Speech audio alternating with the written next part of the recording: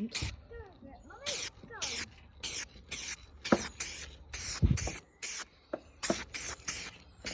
Now we're going over the etch primer. Carefully.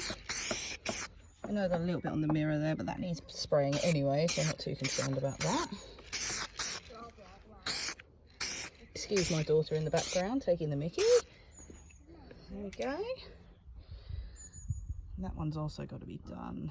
I've got to finish off around here, so I'm not too concerned about overspray on that either. As you can see, all etched. Now let it dry.